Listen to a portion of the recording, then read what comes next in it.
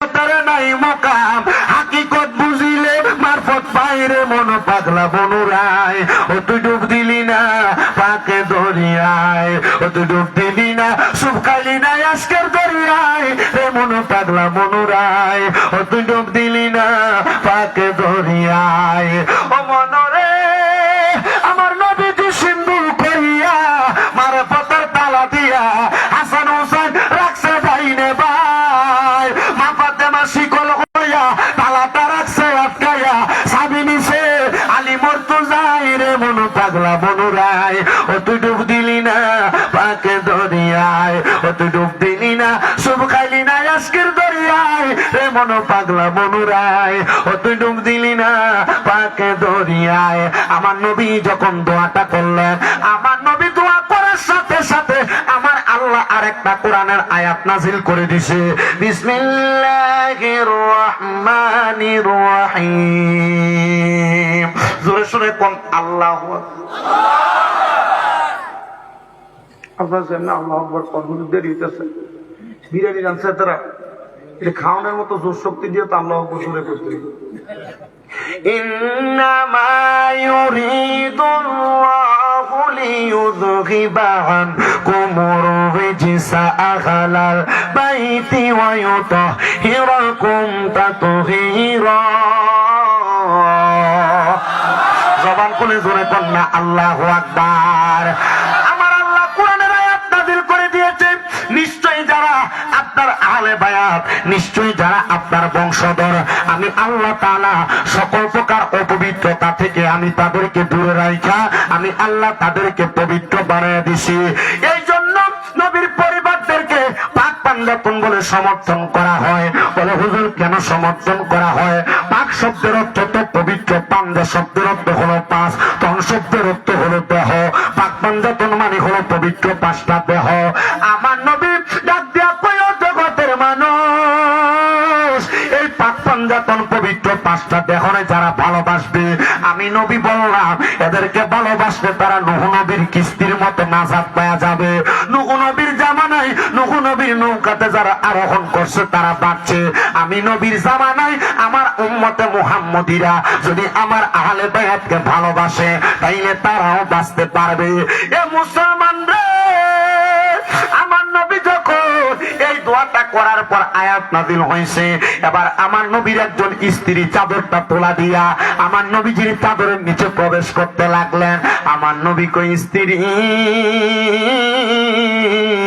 তুমি তোমার জায়গায় সম্মানিত আমার বংশধরেরা তাদের জায়গায় সম্মানিত নবী আমার এই কাজটা করার সাথে সাথে এবার হযরত ইমাম হাসান ইমাম হোসেনকে আমার নবীজির দুই হাতের মধ্যে ধইরা আমার নবী আবার মদিনার উদ্দেশ্যে রওনা করেছে নবী সামনের দিকে যায় হাসান হোসেন তো ছোট ছোট মানুষ আমার নবীজি যখন দেখলেন তারা মরুভূমির রোদের কারণে বালির গরম সহ্য করতে পারে না আমার দয়াল নবী ইমাম হাসান রাদিয়াল্লাহু তাআলা আনহুকে ডান দিয়া আমার নবীজির ডান কাঁধ মুবারকের উপরে উঠায়া ফালাইছেন আমার নবীজি ইমাম হুসাইন রাদিয়াল্লাহু তাআলা আনহুরে টান দিয়া নবীজির বাম কাঁধ মুবারকের উপরে উঠায়া ফালাইছেন আমার নবী তাদেরকে উঠায়া রাহমাতুল লিল আলামিন নবীজি এবার সামনের দিকে হাঁটতেছে এমন টাইমে একজন সাহাবী ডাক দিয়া কয় দেখছনি রে হাসান হুসাইনের ভাগ্য কত ভালো তারা কত দামি একটা সাওয়ারের উপরে উঠে চড়তেছে আমার নবীজির ঘাড় মুবারকটা এমন কইরা ফিরাইয়া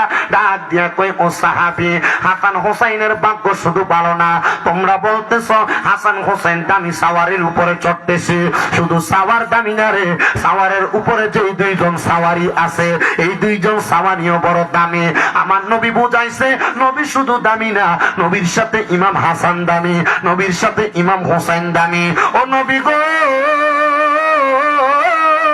কেন হাসান হোসেন আপনি দামি বললেন আমার নবী কয় আমার আল্লাহ তাআলা আমি নবীরে খবর দিছে আমার ইমাম হাসান আর হোসেনের শাহাদাতের বিনিময়ে আমার আল্লাহ তাআলা আমি নবীর লক্ষ লক্ষ কোটি কোটি গুনাহগার উম্মতকে maaf করে দিবে নবী আমার হাসান হোসেনকে সঙ্গে নিয়ে আমার নবী মসজিদে নববীতে প্রবেশ করেছে এমন টাইমে আমার নবীর কাছে হযরতে জিবরাইল আলাইহিস সালাতু ওয়াস সালাম আগমন করছে জিবরাইল আইসা ডাক দিয়া কয় নবী গো, আপনি দয়াল নবী রহমাতুল লিল আলামিন নবীজির এই দুইটা নাতিরে আমার আল্লাহর রাস্তায় দিয়া দেওয়া লাগবে। আমার নবী কয় জিবরাইল, আমার দুইটা নাতিরে আমি বড় ভালোবাসি রে, আমার দুইটা নাতিরে আমি নবী দিতে পারবো না।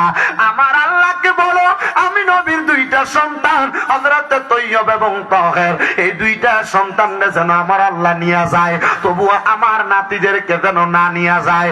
ও নবীজি, নানা হইয়া কেমনে নাতিদেরকে এত ভালোবাসেন, নিজের দুইটা ফুতেরে তো কোরবান দিয়া দিতেছেন, নাতিরে এত কেন ভালোবাসেন? বলে আমার এই দুইটা নাতির কারণে আমি নানার উম্মতেরা মাপ পাইব। জোরে জোরে কোন সুবহান, আপনি কই সুবহানাল্লাহ। আরে উম্মতেরই মায়াই নবী কান্দনে যারে যার, উম্মতেরই উম্মতি উম্মতি উম্মতি উম্মতি বলেন আল্লাহ রাব্বানা মাহবুব আমার শোনো না, বলেন আল্লাহ রাব্বানা মাহবুব আমার শোনো না, মাফ করে দাও হে আল্লাহ উম্মত গুনাহগার। সেই নবীজির প্রেমেতে হলে দিওয়ানা, দুনিয়া আখিরাতে বই যে থাকবে না, বই যে থাকবে না। চলো কিছুদিন পরে আবার আমার নবীজির সামনে হাজির হয়ে গেছে নবীজি হাসান হোসেন নিয়ে বসা। জিবরাইল কয় নবী গো, আপনার এই দুইটা নাতিরেও নেওয়া লাগবে। আমার নবী কয় জিবরাইল রে, আমার নবীর নাতির গলা মুবারকের মধ্যে ছুরি চালাইব, আমার নবীজির নাতির যত গোটা রক্ত মাটির মধ্যে পড়বে রে, আমি দয়াল নবী রহমাতুল লিল আলামিন নবীজির অতগুলা লক্ষ লক্ষ গুনাহগার উম্মতের নাজাতের ব্যবস্থা করে দিব। আমার নবীর মর্যাদার অভাব নাই, আমরা সেই নবীর উম্মত হইতে পাইরা খুশি না বেজার? খুশি খুশি। আমার মুসলমানেরা, নবী আমার, আমি দৌড়াইয়া মসজিদের নববীর সামনে গেলাম, আমি দেখলাম আমার আব্বা জান হযরত ইমাম হাসানের ঠোঁটের মধ্যে চুমা দিতেছে আর ইমাম হুসাইনের গলার মধ্যে চুমা দিতেছে। আমি ফাতেমা জানি রে, আমার আব্বা জান আল্লাহ তাআলার হুকুম ছাড়া কোনো কাজ করেন না। আমি ফাতেমা জানি মুবারক গুলা ভিজে গেছে। আমি জিজ্ঞাসা করলাম, ও মায়ের নবী গো, আপনি কেন এমন ভাবে কান্না করেন? আমার নবী জবাব দেয়, ফাতেমা আমি নবী দুনিয়ার জমিনের মধ্যে একদিন থাকবো না। আমার ইমাম হাসান যখন কথা পাইলে মাগো কয়া আল্লাহ গো কয়া চিৎকার দেয়, ইমাম হাসান যখন ওই জায়গার মধ্যে বিষক্রিয়া যখন ওনার ভিতরে প্রবেশ করছে, ওই পাথরের গুড়া গুড়া যখন ওনার কলিজা বরাবর যায় পড়ছে, ইমাম হাসান না না না না না না কয়া তিনবার চিৎকারি দিয়া মাটির মধ্যে পড়ে গেছে। ইমাম হুসাইন পার্শ্ববর্তী একটা মারলে পুরো 14 গোষ্ঠী লাঠি লিয়ে যায়। আমরা একজনের গায়ে যদি ফটমানা মারে, থাপ্পড় মারে বা গালি দেয়, তার পুরো ফ্যামিলির মানুষ হয়ে তার মার লেগে। ইমাম হাসানকে এটা বলেন একজন আশিকিটা সুরে সুরে লেখে, আরে ও ভাই কহে একবার শুনি, আরে কে তোমারে খাওয়াইলো যাও না রে চলিয়া, আরে 70,000 ফেরেশতায় আনো জানাজার রাগিয়া রে, বাইরে আমার বাইরে আমার সোনার চন্দ্রমণি। হায়রে নবীজি যাই জায়গায় বলছে আল হাসানু আমি বিশ্বাস করি না, বিশ্বাস করি না রে, এই নামাজ তোমার কাজে লাগবে না, এই নামাজ দিয়া কবরে বাঁচবা না, এই নামাজ দিয়া রোজ হাসরে বাঁচতে পারবা না, কারণ নামাজও পড়ছো নবীর পরিবারে আঘাত করছো। হায়রে ইমাম হাসানের শাহাদাতের সময় ডাক দিয়া কই, বড় ভাই ইমাম হুসাইন, ছোট ভাই ইমাম হুসাইন, আপনি যদি আরেকবার যাইতে মন চায়, হুজুর কেন কেন মন চায় জানো? ওই মদিনা দেখলে শুধু শান্তি লাগে, শুধু আরাম আরাম লাগে, শুধু ভালো লাগে। মদিনা শরীফের বাবু নবীর রওজার সামনে আসবে, নবীর জন্য হাহাকার করে চোখের পানি আসবে না, এটা হতে পারে না। হুজুর এখনই দোয়া করেন, কবুল হবে। কারণ বান্দা যখন কান্না করে চোখের পানি ফালায়া কান্দে, ওই পানি মাটিতে পড়ার আগে আল্লাহ তার জীবনের গুনাহ মাফ করে। 15,000 টাকা বাজেট করে। তুমি জানো নিয়াতুল মুমিনিন খায়রুম মিন আমালি, মুমিনের নিয়ত তার আমলের চাইতে উত্তম। আরে যদি তুমি রাসূলের পাকের রওজা মুবারকের সামনে গিয়ে দাঁড়াও, আমি দেখছি বহু, আপনি বুঝেন রাসূলের পাকের রওজা মুবারক দেখার স্বাদ কত।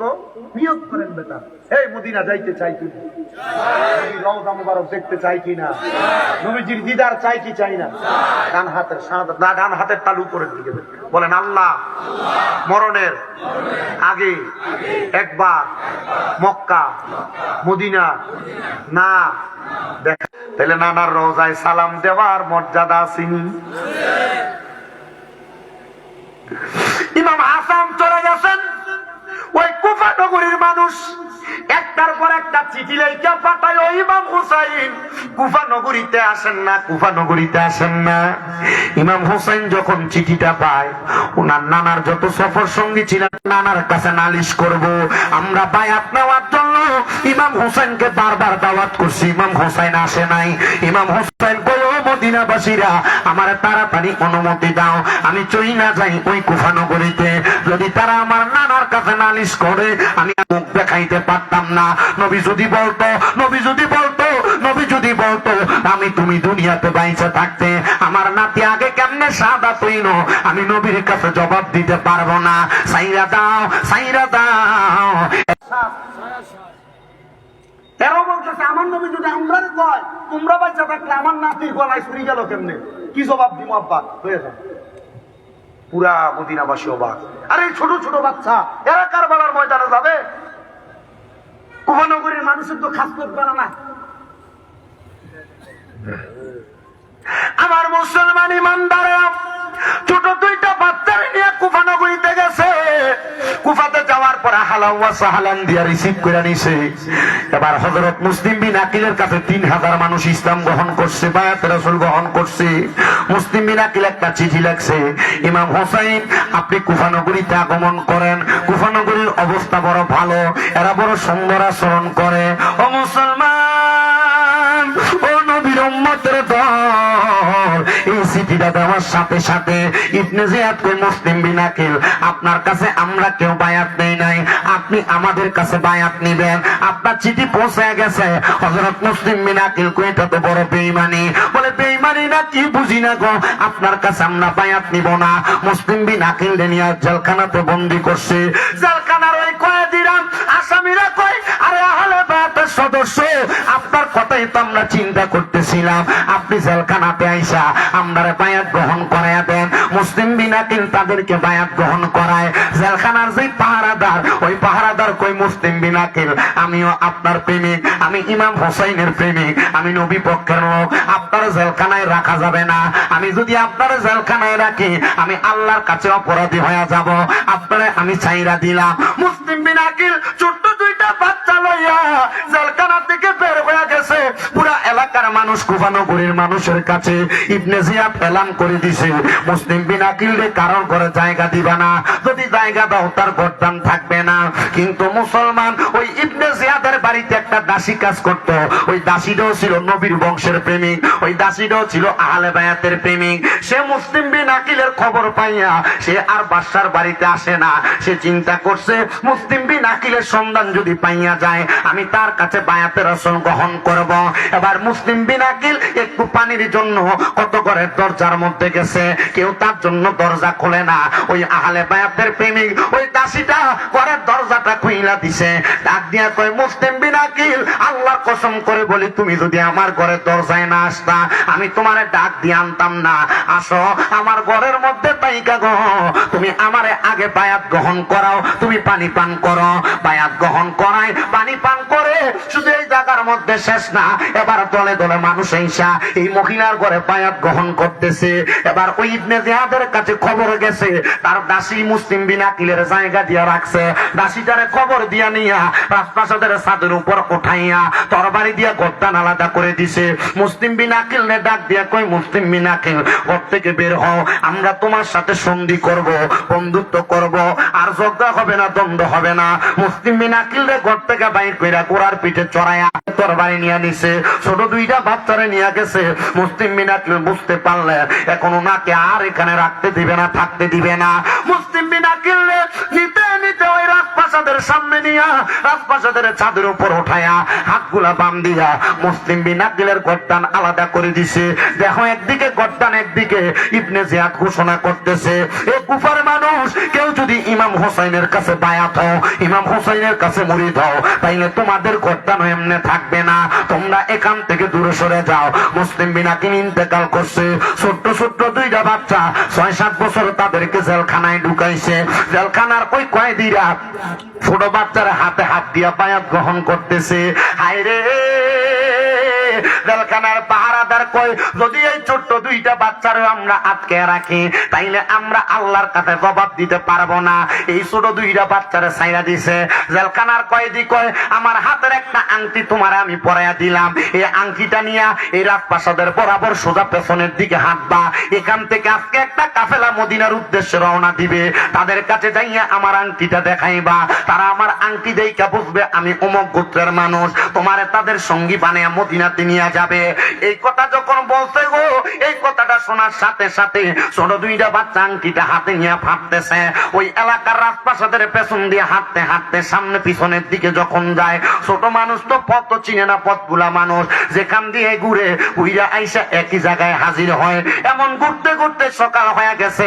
একটা মরুভূমির মাঝখানে ছোট্ট গাছের নিচে বসছে। গাছের নিচে একটা ছোট্ট কূপ দেখা ওনারা সেই জায়গায় বসে আছে। এমন টাইমে আরেকটা মহিলা ওই এলাকার মধ্যে বসবাস করতেন, তার নাম ছিল আকলিমা। সে এক বাড়ির দাসী ছিল। সে এখানে পানির জন্য আইসা ছোট ফুটফুটে সুন্দর দুইটা বাচ্চা দেখা সেখান থেকে বাচ্চাগুলার নিয়ে তার মালিকের কাছে দিছে।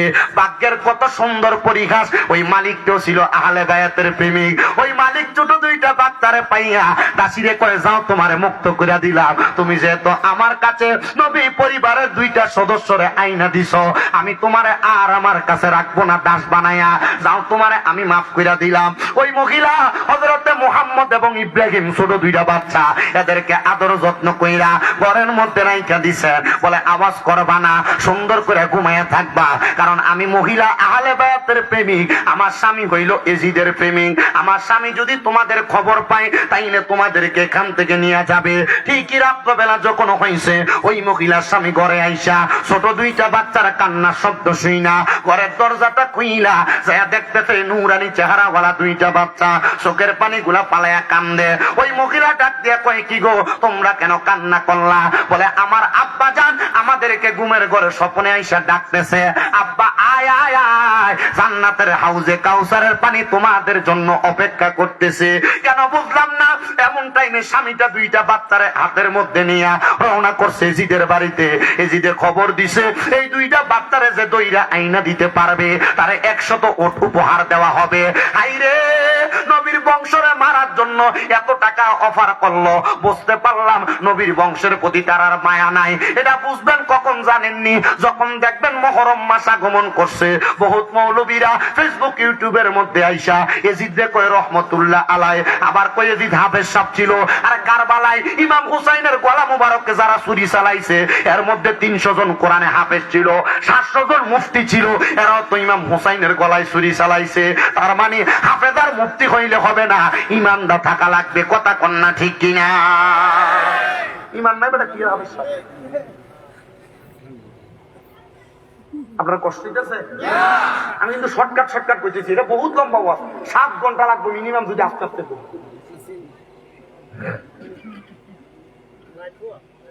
আমি বুঝছি না আমার এই সাবজেক্ট কেমনে দিল। নিশ্চয় যে কোনো কেউ আমার কারবালার ওয়াজ শুনছে, না হলে আমার এই সাবজেক্ট জীবনও দিত না। আর আমি কারবালার ওয়াজ শেষ করতে গেলে আমি কিন্তু যতক্ষণ ওয়াজ করি আমার ওয়াজের সময় শেষ। আমি ওয়াজে করি 1 ঘন্টা 20 মিনিট, ওয়াজের সময় শেষ। আপনারা যে বইয়ে রয়েছেন আমার কাছে কষ্ট লাগে। কালকে তারাবি ভরা মাইয়া কা তারাবি ভরাই আমরা দোয়া করবেন নি? যে দোহাই মেরে দেন আপনারা বাসনের লাইনে লোকটা ছোট মদিনাওয়ালার দোহাই দেন।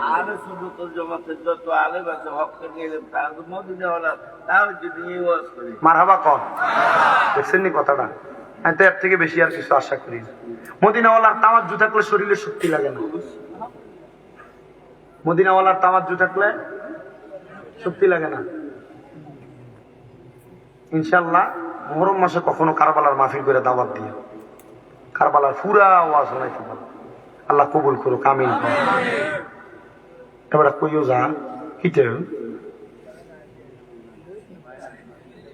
আচ্ছা না না রান রান হাজত থাকলে যান না, অসুবিধা নেই। আর কিতে বাইক বললো ঘুমাইলে এর থেকে বেশি সব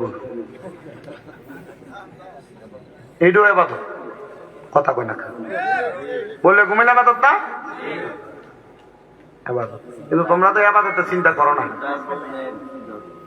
আরে আমনো তো আরেকটা লাগা হে পরে অনুবাদ আর বইব না, যার বউ নাই হ্যাঁ আল্লাহর ইবাদত করবো। আল্লাহ কবুল করেন, আমিন কোন। আমার পরেই শামসুদ্দোয়া বাড়ি হুজুর, হ্যাঁ মনে করবে না? মাশাআল্লাহ, এবার কোরআন তেলাওয়াত যে সুন্দর। আল্লাহ তাআলা আমাদেরকে আহলে বায়াতের প্রেমিক হিসেবে কবুল করেন, আমিন কোন।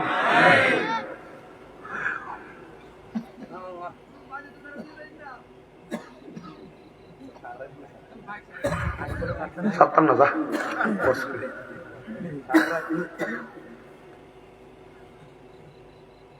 ওই ছোট দুইটা বাচ্চাকে ওই মহিলার সামনে হাতের মধ্যে নিয়া সামনে রওনা করে।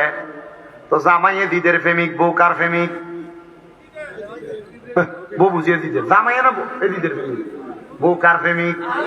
আহলে বায়াতের প্রেমিক। জোরে কন্যা মারহাবা, আরো জোরে কন্যা মারহাবা। আপনি পাঞ্জা তন গহন বিজি, আপনি পাঞ্জা তন গহন বিজি, আপনি পাঞ্জাতন। আইরে হজের হতালি মা পাহাতে মা হজের মা হাসান হুসাইন দন। ও গনবীজি আপনি পাঞ্জাতন। হাইরে মুশকিল কোশা কেমন দমন চিনলাই না দে মন। হাইরে যেই নামেরি দোহাই দিলে দূরে যাই সমর, হবে আর নাই রে দন। আল্লাহ নবী মুশকিল কোশা তিনে তে একজন। হযরত ইমাম হাসান হোসেন দুই ভাই নবীজির রমতন, ববে আর নাই রে ধন। এ মুসলমান রে, ওই মহিলা তার স্বামীর পানির ভিতরে জড়ায়া ধরছে। স্বামী গো, এদিনের কাছে ছোট দুইটা বাচ্চারা তুইলা দিয়েন না। এদিন যদি ছোট দুইটা বাচ্চারা পায়, তারা আমার এই ছোট দুইটা বাচ্চারা জবাই করব। ওই স্বামীটা স্ত্রীরে বারবার লাঠি দিয়া দিয়া ফালাইয়া দেয়। স্ত্রী যে বারবার ধরে। স্বামী কয় আমি যখন দেখলাম আমার বউ আমারে যাইতে দেয় না, আমি সাথে সাথে তার ঘরটান আলাদা করে ফেললাম। হাইরে ওই মহিলার একটা বড় সন্তান আহলে বায়াতের প্রেমিক ওই আব্বাজানের কদমে ধরছে। আব্বা, ছোট মানুষ তারা বোঝে না, তাদেরকে নিজের হাতে তুইলা দিয়েন না। ওই সন্তানের গর্দান আলাদা করছে। ছোট দুইটা বাচ্চারা নিয়ে যখন যায়, তার মাথার মধ্যে শয়তান বুদ্ধি পাকায় দিছে। তুমি যদি ছোট দুইটা বাচ্চারা নিয়ে সামনে যাও, তোমার কাছ থেকে অন্য লোকেরা পুরস্কার পাওয়ার আশায় এই বাচ্চাগুলার ছিনিয়ে নিয়ে যাবে। তুমি এদের গর্দান আলাদা করে ফেলো। ছোট বাচ্চা মানুষ বাপ্পি কাটা চুল লইয়া চুলগুলার মধ্যে দইরা গর্দান সন্তানগুলা আলাদা করছে, ছোট বাচ্চাদের মাথাগুলারে একটা কাপড়ের মধ্যে পেঁচায়া এজিদের কাছে নিয়ে গেছে। এই নম মুসলিম বিনা কিলে 2 সন্তান রে আনলাম, এজিদ তো এজিদের মতো আচরণ করবে। এজিদ কয় আমি কইছি জীবিত আনতা, মরা কিনলে গেছো পুরস্কার পাইবা না। ওই লোক ডাক দিয়া কয় এজিদ রে, এই 2টা বাচ্চার জন্য নিজের বউরে কতল কইরা দিছি, বড় ফুতেরে কতল কইরা দিছি, তুমি এখন আমার সঙ্গে বেঈমানি করলা। তুমি যে নবীর পরিবারের লগে বেঈমানি করতা না, এটা তো কোনো গ্যারান্টি নাই। এই কথা যখন শুনছে ইবনে জিয়াদের মনে মায়া লাইগা গেছে। হায়রে, এই লোকটা মনে আহলে বায়াতের প্রেমিক, তার গর্দানটা আলাদা করে ফেলছে। লুপ করা যাবে না, লালসা করা যাবে না। দেখছেন নি, লুপ করে বউ হারাইতে ফেলে হারাইছে, নিজেও গেছে। হায়রে, এবার ইমাম হোসেন কুফা নগরীতে আগমন করে। আমার আল্লাহ তাআলা কুফা নগরী থেকে পথ বুলাইয়া ইমাম হোসেনকে কারবালার ময়দানে নিয়ে হাজির করাইছে। কারবালার ময়দানে একটানা 11 দিন পর্যন্ত অবস্থান করে। যখন 3 তারিখ অবস্থান করতেছে, কারবালার ময়দানে কারোর মশকের মধ্যে পানি নাই। মুসলিম বিনা কি হযরতে ইমাম হোসেন রাদিয়াল্লাহু তাআলা আনহুর ছোট একটা বাচ্চা, যার নাম হযরত আলী আসগর, একটা ছেলের নাম হযরত আলী আকবর, একটা আসগর একটা আকবর। ছোট বাচ্চাটা পানির পিপাসায় কাতর হয়ে গেছে গো। ইমাম হোসেনের জিহ্বাটা ছোট বাচ্চার মুখের মধ্যে ঢুকায় দিছে। বাচ্চা কত জিহ্বা তারে চষলো, একটা ফোঁটা পানি পাইল না। সাহারা বানু ডাক দিয়া কই স্বামী, আমাদের সঙ্গে নাই এজিদ বাহিনীর দুশ্মনী, এই ছোট বাচ্চার সাথে তো কোনো দুশ্মনী নাই। নেন না কোলের মধ্যে কইরা নিয়া এই ছোট বাচ্চাটারে একটু পানি পান করে আনেন। হায়রে, বাচ্চাটারে নিয়ে যখন সামনের দিকে যায়, ইবনে জিয়াদের লোকেরা শিমন নামক লোকটা ডাক দেয়, সামনে আসো, পানি নিয়ে যাও। বলে কার জন্য পানি নিবা? বলে আমার জন্য না, আহলে বায়াতের সদস্য ছোট বাচ্চার জন্য পানি নিব। সামনে আসো বইলা ওই ছোট বাচ্চাটার বুক বরাবর একটা তীর মাইরা দিছে। হায়রে, ওই ছোট বাচ্চাটার বুকের মধ্যে যখন তীর মারছে, ইমাম হোসেন ওনার তাবুর সামনে যাইয়া ডাক দিয়া কয় সাহারা বানু, তোমার সন্তানকে আমি দুনিয়ার পানি পান করাইতে পারি নাই, আমি তোমার সন্তানরে হাউজে কাউসারের পানি পান করাইছি। বলে কেমনে গো? বলে তোমার সন্তানরে তারা পানি দিবে বইলা দাওয়াত দিয়া নিয়ে গেছে, তারা তোমার সন্তানের সাথে বেঈমানি করছে, তারা তার কর্তা তার বুক বরাবর তীর মেরে দিছে। এই জন্য আশিক সুরে সুরে লেখে, ফোরাতে নদীর পানি রে বন্ধ করে দিল রে, কাছে যেতে দিল না সে তাই। হায়রে, কাছে যেতে দিল না সে তাই। পশু পাখি খাইলো, কেহ বাধা না দিল, বাধা শুধু আসগরের বেলায়। হায়রে, বাধা শুধু আসগরের বেলায়। হায়রে আমার বাবা, ওই ইমাম হযরত আলী আকবর যখন দুনিয়া থেকে বিদায় হয়ে যায়, বিদায় হওয়ার সাথে সাথে হযরত আলী আকবর হাত মিলা কই আব্বা জান, আমি যাব তাদের সঙ্গে যুদ্ধ করতে। ঘোড়ার পিঠে চইরা টাকবুম করতে করতে সামনের দিকে চলে গেছে। এবার ইমাম আলী আকবর যুদ্ধ করতেছে। আলী আকবরের তরবারি থেকে কেউ বাঁচে না। আলী আকবর পানির পিপাসায় কাতর হয়ে গেছে। আলী আকবরের যখন কাতর হয়ে গেছে রে, পানি নাই পানি নাই, জিহ্বা শুকিয়ে গেছে, জিহ্বা একবারে টারগা পর্যন্ত, গলা পর্যন্ত চলে গেছে। সামনে আইসা আব্বা জানার কাছে ডাক দিয়ে কো আব্বা, ইমাম হোসেন একটু পানি দেন না গো। ইমাম হোসেন কয় তোমার যে হালত, যে অবস্থা দেখা যায়, এখন তুমি পানি পান করতে পারবা না, তুমি এখন ইন্তেকাল করবা, শাহাদাতের পেয়ালা পান করবা। এ আলী আকবর, যা যা, বিদায় হয়ে যা। দুনিয়ার জমিনে পানি যদি না পান করতে পারো, আমার নানা মুহাম্মাদুর রাসূলুল্লাহ তোমার জন্য হাউজে কাউসারের পানি লইয়া দাঁড়ায়া রইছে।